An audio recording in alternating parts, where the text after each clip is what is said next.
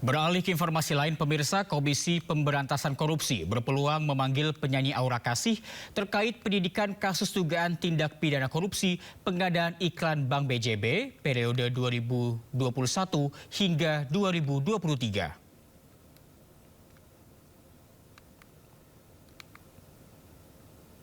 Juru bicara KPK Budi Prasetyo mengatakan penyidik akan mengusut aliran uang korupsi yang menyeret mantan Gubernur Jawa Barat Ridwan Kamil.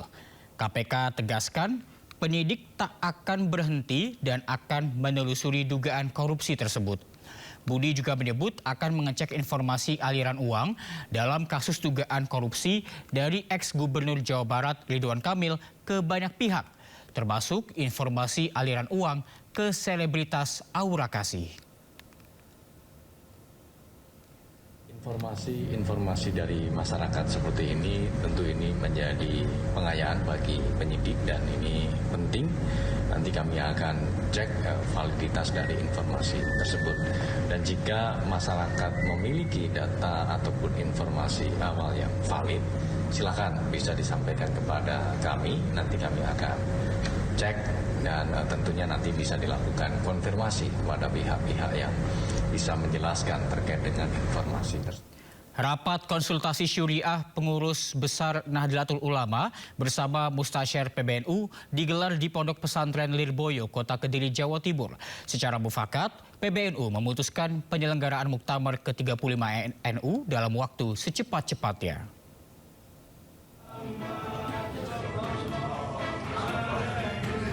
Pengurus besar Nahdlatul Ulama PBNU menggelar rapat konsultasi syuriah. Acara yang bertempat di Pondok Pesantren Lirboyo, Kota Kediri, Jawa Timur dihadiri oleh Ketua Umum PBNU Kiai Yahya Khalil Stakuf dan Rais A'am PBNU Kiai Miftahul Akyar. Pertemuan ini menghasilkan keputusan PBNU akan menyelenggarakan Muktamar ke-35 Nahdlatul Ulama dalam waktu secepatnya. Keputusan tersebut diambil setelah mencermati dinamika internal PBNU yang dinilai terus mengalami eskalasi sejak munculnya perbedaan pandangan terkait kepemimpinan organisasi. Hasil pertemuan pada hari ini memutuskan kesepakatan seperti berikut ini.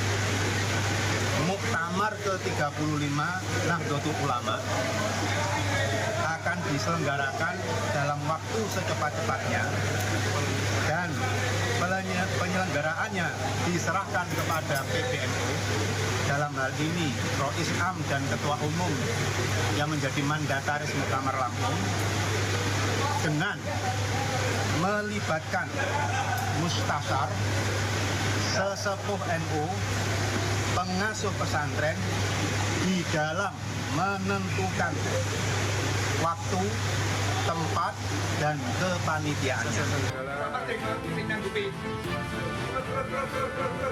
Rapat konsultasi syuriah PBNU dengan Mustasyar PBNU menegaskan komitmen para ulama untuk mengedepankan musyawarah dan persatuan sebagai fondasi utama dalam menyelesaikan dinamika internal organisasi.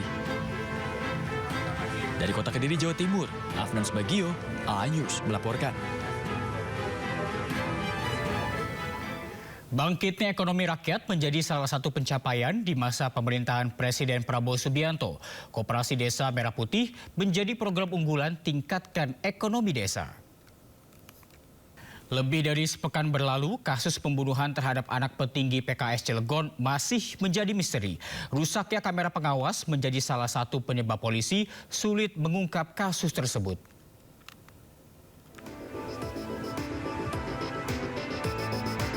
Sudah hampir 10 hari berlalu, kasus pembunuhan terhadap anak petinggi PKS di Kelurahan Ciwaduk, Kota Cilegon, Banten belum terungkap.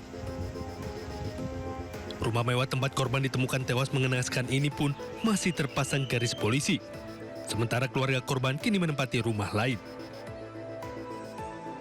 Polisi menyebut mengalami sejumlah kendala, diantaranya karena CCTV di rumah tersebut sudah lama rusak. Ditambah lagi pada saat kejadian ataupun setelah kejadian, kondisi hujan lebat sehingga banyak jejak yang hilang saat olah tempat kejadian perkara. Hingga kini polisi telah memeriksa 18 saksi dari pihak keluarga dan non-keluarga. Kendalanya gimana sih Bang? Kendala yang menjadi kendala oleh kita adalah di rumah itu CCTV aktif terakhir itu tahun 2023. Itu sudah kita tanyakan kepada pemilik rumah, lalu tidak adanya security yang berjaga 24 jam di lokasi rumah tersebut. Sebelumnya pada Selasa 16 Desember lalu, seorang anak berusia 9 tahun bernama Muhammad Excel Harman Miller ditemukan tewas bersimbah darah dalam rumah mewahnya. Diduga anak Dewan Pakar PKS Kota Cilegon Maman Suherman ini dibunuh karena ditemukan 19 luka tusuk dan 3 luka akibat benda tumpul di tubuhnya. Dari Cilegon, Banten, Iskandar Nasution, iNews melaporkan.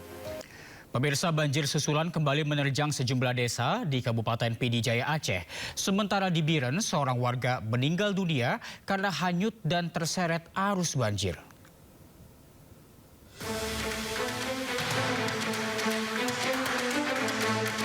Banjir susulan kembali menerjang sejumlah desa di Kabupaten Pidi Jaya, Aceh.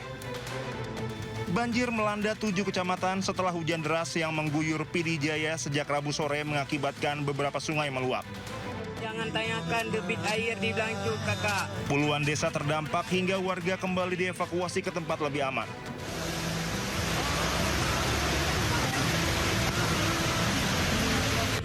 Beberapa desa yang terdampak cukup parah diantaranya Desa Alwe Sane, Alwe Ketapang, Alwe Me, Gahru, dan Babah Krung. Kondisi ini memicu kepanikan di tengah masyarakat.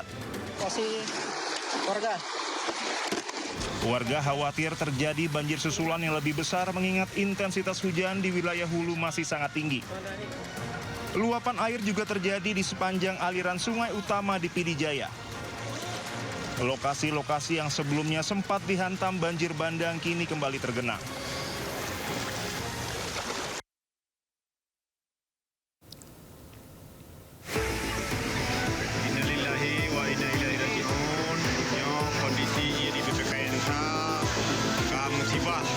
Seorang warga tewas setelah hanyut terbawa arus air yang meluap di kawasan Panton Bili, Kecamatan Pandrah, Kabupaten Biren, Aceh, Rabu sore. Jenazah korban ditemukan warga di saluran irigasi tidak jauh dari lokasi kejadian. Proses evakuasi dilakukan dengan bantuan warga dan aparat setempat. Korban terbawa arus saat mencoba menyeberangi aliran air yang meluap dari sungai.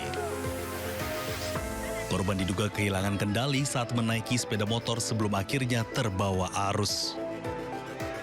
Jenazah korban langsung dibawa pulang ke rumah duka untuk dikebumikan di kampung halamannya. Dari Kabupaten Biren, Aceh, Musriyadi, iNews melaporkan. Akibat warga masih banyak mengungsi dan wilayah terisolasi, Aceh Utara perpanjang tanggap darurat. Bupati Aceh Utara Ismail Ajalil menginstruksikan agar camat terus memantau distribusi pangan.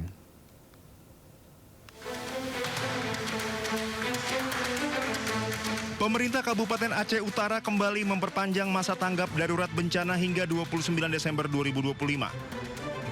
Lebih dari 4.000 rumah hilang dan 7.000 rumah lainnya rusak akibat banjir bandang yang melanda pada 26 November lalu.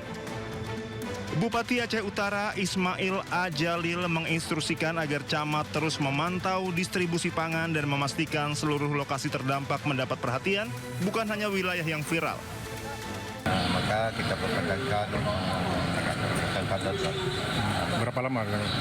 Kita rencanakan berarti dalam minggu ini 7 hari. 7 hari supaya tenda masyarakat dapat semua tempat tinggal. Kemudian kita lagi melaksanakan bongkaran. Bencana banjir bandang ini berdampak hampir ke seluruh Kabupaten Aceh Utara sehingga diperlukan kerja keras dan perhatian bersama dalam penanganan serta pemulihan pasca bencana. Dari Kabupaten Aceh Utara, Armia Jamil, iNews melaporkan.